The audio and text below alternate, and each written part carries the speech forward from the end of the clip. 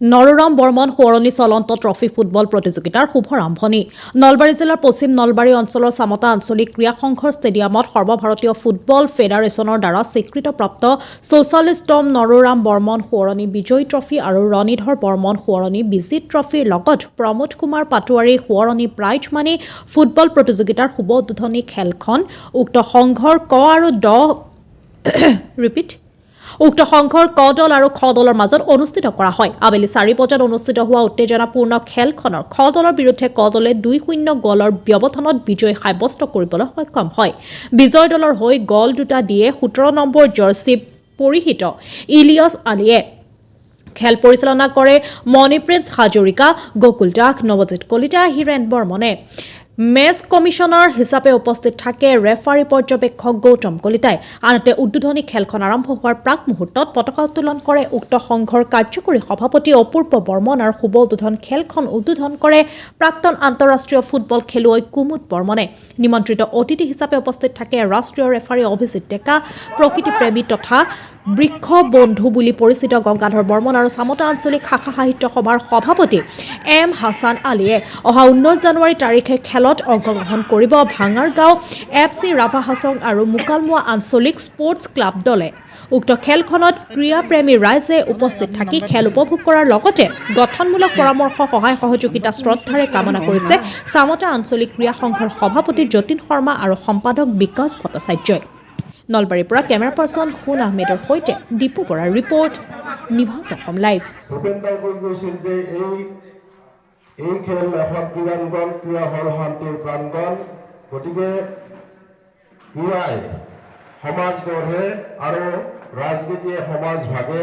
গতিকে এই খেলৰ জৰিয়তে শান্তিৰ বাতাবৰণ সৃষ্টি হ'ব বুলি মই আশা কৰিলোঁ। ইয়াৰ লগে লগে গ্ৰাম্য অঞ্চলত চামতা আঞ্চলিক ক্ৰীড়া সংঘৰ দৰে এটা সংঘই যি ধাৰা অক্ষুণ্ণ ৰাখিছে তাৰ বাবে মই সংঘৰ প্ৰতিজন কৰ্মকৰ্তাক ধন্যবাদ জ্ঞাপন কৰিছোঁ।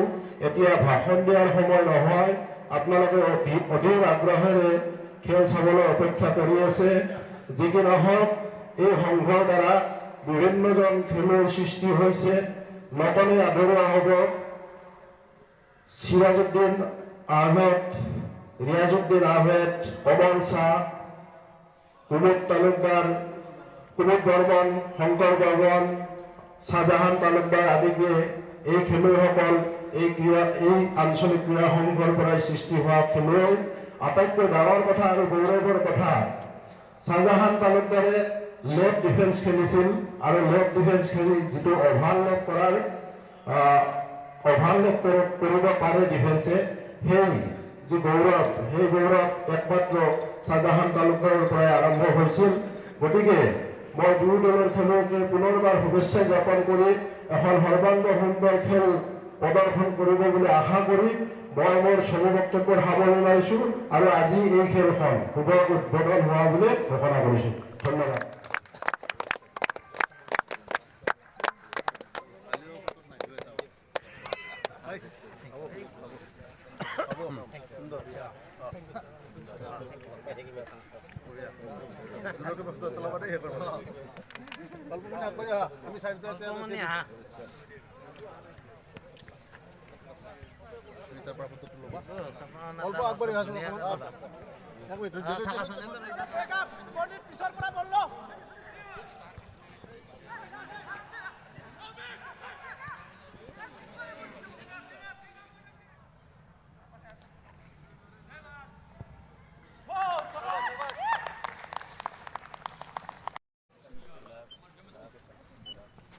কিবা আছে নেকি?